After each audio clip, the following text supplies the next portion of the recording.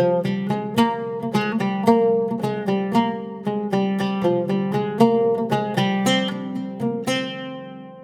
இன்னைக்கு கேழ்வரகு மாவு வச்சு பூர்ண கொழுக்கட்டை எப்படி செய்யறதுன்னு பார்க்க போகிறோம். பொதுவாக நம்ம அரிசி மாவில் பூர்ண கொழுக்கட்டை பண்ணுவோம். ஆனால் இன்னைக்கு ராகி மாவு வச்சு பூர்ண கொழுக்கட்டை பண்ண போகிறோம். அரிசி மாவு கொழுக்கட்டை போலவே இதுவும் ரொம்ப சாஃப்டாக ரொம்பவே டேஸ்டியாக இருக்கும். ஸோ கண்டிப்பாக ட்ரை பண்ணி பாருங்கள். ஹாய் ஃப்ரெண்ட்ஸ், வணக்கம். என் பேர் Abhi. Welcome to Indian recipes Tamil. வீடியோக்குள்ளே போகிறதுக்கு முன்னாடி நம்ம சேனல் இந்தியன் ரெசிபீஸ் தமிழை சப்ஸ்கிரைப் பண்ணிக்கோங்க. கூடவே இருக்க பெல் சிம்பலையும் கிளிக் பண்ணிக்கோங்க.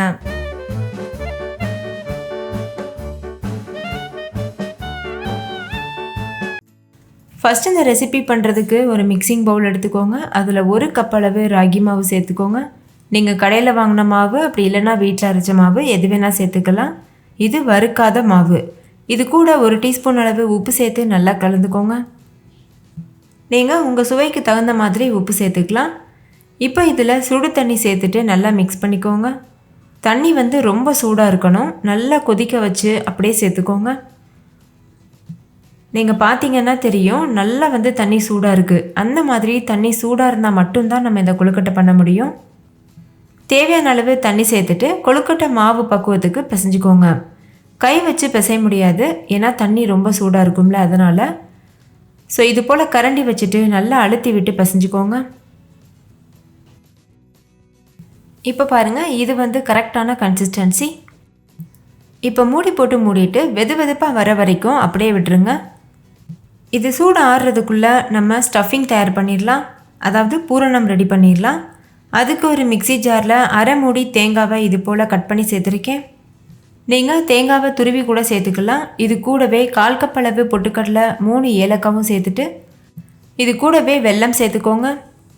1 கப் அளவுக்கு வெல்லம் சேர்த்துருக்கேன். இது மண் இல்லாத வெல்லம், ஸோ அப்படியே சேர்த்துருக்கேன். ஒருவேளை நீங்கள் யூஸ் பண்ணுற வெல்லத்தில் மண் இருந்ததுன்னா தண்ணி ஊற்றி அதை நல்லா காய்ச்சிட்டு அதுக்கப்புறம் வடிகட்டிட்டு சேர்த்துக்கோங்க.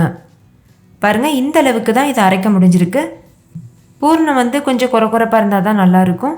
இப்போ இது ஒரு ஓரமாக இருக்கட்டும். அடுத்து ஒரு கடாயில் 2 டீஸ்பூன் நெய் சேர்த்துக்கோங்க. நெய் கடாயோட எல்லா பகுதியிலையும் படுறது அளவுக்கு வச்சுக்கோங்க. நெய் உருகினதுக்கப்புறமா நம்ம அரைச்சி வச்சுருக்க விழுதை சேர்த்துருங்க. ரொம்ப ஃபைன் பேஸ்ட்டாக அரைச்சிடக்கூடாது, கொஞ்சம் குறப்பாக அரைச்சிக்கோங்க. பாருங்கள், இது கரெக்டான கன்சிஸ்டன்சி. இப்போ ஸ்டவ்வை மீடியம் ஃப்ளேமில் வச்சுட்டு இதை நல்லா மிக்ஸ் பண்ணிக்கோங்க. நம்ம இதில் வெல்லம் சேர்த்துருக்கிறதுனால வெல்லம் உருக ஆரம்பிக்கும். நான் ஃப்ரெஷ்ஷான தேங்காய் சேர்த்துருக்கேன். நீங்கள் நார்மலாக கடையில் கிடைக்கக்கூடிய டெசிகேட்டட் கோகோனட் பவுடர் சேர்க்கலாம். அப்படி இல்லைனா கொப்பரை தேங்காவை துருவி கூட சேர்க்கலாம். இப்போ இதில் ஒரு 1/4 கப் அளவுக்கு தண்ணி சேர்த்துக்கோங்க. தண்ணி சேர்த்து நல்லா இது போல் கலந்துக்கோங்க. ஸ்டவ் லோ ஃப்ளேமில் இருக்கட்டும். நீங்கள் தண்ணிக்கு பதிலாக 1/2 கப் இல்லைனா 1/4 கப் அளவுக்கு பால் கூட சேர்த்து மிக்ஸ் பண்ணலாம். அது இன்னுமே ரொம்ப டேஸ்ட்டாக இருக்கும். இப்போ நல்லா கலந்தாச்சு. இதோட கன்சிஸ்டன்சி பாருங்கள், இந்த அளவுக்கு இருக்குது. இது இன்னும் கொஞ்சம் கெட்டியாகட்டும். இப்போ பாருங்கள், இது இன்னுமே நல்லா கெட்டியாக இருக்குது. இது பெர்ஃபெக்டான கன்சிஸ்டன்சி. நம்ம ஆற வைக்கும்போது இன்னும் நல்லா கெட்டியாகும். அதே மாதிரி நம்ம கொழுக்கட்டைக்குள்ளே பூரணம் வச்சு அவிச்சு வெளியில் எடுக்கும்போது அது ஒரு கரெக்டான பக்குவத்துக்கு வந்திருக்கும். ஸோ இதே கன்சிஸ்டன்சியில் இருக்கும்போது ஸ்டவ் ஆஃப் பண்ணிவிட்டு இது கூட கட் பண்ணி வச்சுருக்க நட்ஸு சேர்த்துக்கோங்க. நான் 2 டேபிள் ஸ்பூன் அளவுக்கு கட் பண்ணின முந்திரி, 2 டேபிள் ஸ்பூன் கட் பண்ணின பாதாம், கூடவே ஒரு கைப்பிடி அளவு கிஷ்மிஸும் சேர்த்துருக்கேன். இது ஆப்ஷனல் தான், ஆனால் இது சேர்த்து பண்ணிங்கன்னா கொழுக்கட்டை சாப்பிடும்போது இது வாயில் இடையிடையில் கடிப்படும். அப்போ ரொம்பவே டேஸ்டியாக இருக்கும். அதே மாதிரி இந்த நட்ஸ் தான் சேர்க்கணுன்னு கிடையாது. நீங்கள் உங்களுக்கு விருப்பமான எந்த நட்ஸ் வேணாலும் சேர்த்துக்கலாம். நட்ஸை சேர்த்துட்டு கலந்ததுக்கப்புறமா அப்படியே இதை ஆற வச்சுருங்க. இது அதே பாத்திரத்தில் வைக்காதீங்க, வேறு ஒரு பாத்திரத்தில் மாற்றி வச்சுருங்க. அப்போ அதோட கன்சிஸ்டன்சி சேஞ்ச் ஆகாமல் இருக்கும். இல்லைன்னா இன்னும் ரொம்ப கெட்டியாயிரும். நான் இந்த வீடியோவில் யூஸ் பண்ணியிருக்க பொருட்கள் எல்லாமே டிஸ்கிரிப்ஷனில் லிங்க் தந்திருக்கேன், வேணும்னா செக் பண்ணி பாருங்கள். ஓகே, இப்போ இது ஒரு ஓரமாக இருக்கட்டும். நல்லா ஆறட்டும். ஆறினதுக்கப்புறமா நம்ம கொழுக்கட்டை தயார் பண்ண ஆரம்பிச்சிடலாம். இன்னொரு பக்கம் ராகி மாவு நல்லா ஆறி இருக்குது. அதாவது கை பொறுக்கிற சூட்டுக்கு இருக்குது, ரொம்பவும் ஆறிடக்கூடாது. இதில் கொஞ்சமாக கையில் எண்ணெய் தடவிட்டு இது போல் நல்லா பிசைஞ்சு எடுத்துக்கோங்க. நல்லா அழுத்தம் கொடுத்து சாஃப்டான சப்பாத்தி மாவு கன்சிஸ்டன்சிக்கு பிசைஞ்சுக்கோங்க.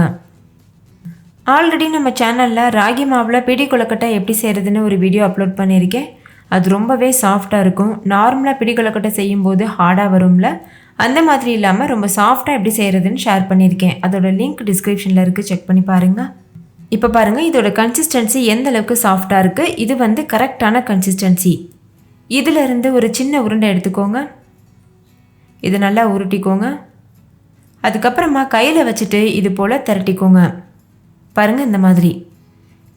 இதுக்கப்புறம் வர ப்ராசஸ் எல்லாமே நம்ம நார்மலாக அரிசி மாவில் பூர்ண கொழுக்கட்டை செய்வோம்ல, அதே ப்ராசஸ் தான். இந்த மாதிரி ரவுண்ட் ஷேப்க்கு பண்ணிக்கோங்க. உங்களுக்கு இது போல் பண்ணுறதுக்கு கஷ்டமாக இருந்ததுன்னா ஒரு வாழை இலையில் கொஞ்சமாக எண்ணெய் தடவிட்டு அதில் உருண்டையை வச்சுட்டு நல்லா அழுத்திக்கோங்க. விரல் வச்சே நம்ம நல்லா ரவுண்ட் ஷேப்க்கு அழுத்தி விடலாம். அந்த மெத்தடில் கூட பண்ணலாம். ஓகே, இப்போ இதில் நம்ம பூர்ணம் வச்சிடலாம். நான் வந்து 1 ஸ்பூன் அளவுக்கு பூரணம் வச்சுக்கிறேன். உங்களுக்கு பூர்ணம் நிறைய சாப்பிட பிடிக்கும்னா நீங்கள் நிறைய கூட ஸ்டஃப் பண்ணலாம். ஆனால் வெளியில் வராத மாதிரி பார்த்துக்கோங்க. இந்த மாதிரி ஓவல் ஷேப்பில் பூரணத்தை பண்ணிவிட்டு வச்சுட்டு அதுக்கப்புறமா லைட்டாக இது போல் ப்ரெஸ் பண்ணிவிட்டு க்ளோஸ் பண்ணிடுங்க. அந்த எட்ஜஸை நல்லா இது போல் அழுத்தி விடணும். அப்போ தான் அது நல்லா க்ளோஸ் ஆகும். ஒருவேளை விரிசல் இருக்க மாதிரி இருந்ததுன்னா கையில் கொஞ்சமாக தண்ணி தொட்டுட்டு கூட நீங்கள் பண்ணலாம். மாவு வந்து கரெக்டான பக்குவத்தில் இருக்குது. ஸோ எனக்கு தண்ணி தேவைப்படலை. இப்போ பாருங்கள் இது நல்லா க்ளோஸ் பண்ணியாச்சு. பார்க்குறதுக்கே ரொம்ப க்யூட்டாக அழகாக இருக்குல்ல. நீங்கள் இந்த மாதிரி ஷேப்பில் மடக்கு கொழுக்கட்டை பண்ணலாம். அப்படி இல்லைன்னா நார்மலாக நம்ம மோதகம் பண்ணுவோம்ல, அந்த மாதிரி கூட பண்ணலாம். அவ்வளோதான். இதை இப்போ நம்ம வேக வச்சு எடுத்துடலாம். இதே போல் மீத இருக்க எல்லா மாவுலேயும் கொழுக்கட்டைகள் தயார் பண்ணிடுங்க. ஒரு இட்லி பிளேட்டு அப்படி இல்லைன்னா இடியாப்பம் பிளேட்டில் எண்ணெய் தடவிட்டு அதில் கொழுக்கட்டைகளை வச்சுருங்க. அதுக்கப்புறமா நம்ம வேக வச்சு எடுக்கலாம். பாருங்கள், நான் இன்னொரு கொழுக்கட்டை தயார் பண்ணி காமிக்கிறேன். இது போல் எக்ஸ்ட்ரா மாவு இருந்ததுன்னா மடித்து விட்டு நல்லா ப்ரெஸ் பண்ணிடுங்க. பாருங்கள் இந்த மாதிரி. ஸோ அவ்வளோதான், நம்மளோட கொழுக்கட்டைகள் வேக வைக்கிறதுக்கு இப்போ தயாராக இருக்குது. இதில் முக்கியமாக நீங்கள் கவனிக்க வேண்டியது கொஞ்சம் கூட விரிசல் இருக்கக்கூடாது. அப்படி விரிசல் இருந்ததுன்னா நம்ம வேக வைக்கும்போது பூர்ணம் வெளியில் வர்றதுக்கு சான்ஸ் இருக்குது. ஸோ விரிசல் இல்லாமல் பார்த்து பண்ணுங்கள். நான் சொல்லியிருக்க அளவுகளில் அப்படியே பண்ணிங்கன்னா கண்டிப்பாக விரிசல் வராது. அடுத்தது ஒரு இட்லி பாத்திரத்தில் தண்ணி கொதிக்க வச்சுக்கோங்க. அது உள்ள நம்ம எடுத்து வச்சுருக்க இடியாப்பம் பிளேட் வச்சுருங்க. அதுக்கப்புறமா மூடி போட்டு மூடிட்டு மீடியம் ஃப்ளேமில் வச்சு ஒரு 10 நிமிஷத்துக்கு வேக வச்சுக்கோங்க. உங்ககிட்ட இடியாப்பம் பிளேட் இல்லைன்னா நீங்கள் நார்மல் இட்லி பிளேட்டில் கூட அரேஞ்ச் பண்ணிவிட்டு வேக வச்சுக்கலாம். அவ்வளோதான். இப்போ 10 நிமிஷம் ஆகியிருக்கு. கொழுக்கட்டைகள் நல்ல ஷைனிங்காக சூப்பராக தயாராக இருக்குது. இதே போல் ஒவ்வொரு பேட்சையும் நீங்கள் இதே மாதிரி வேக வச்சு எடுத்துக்கோங்க.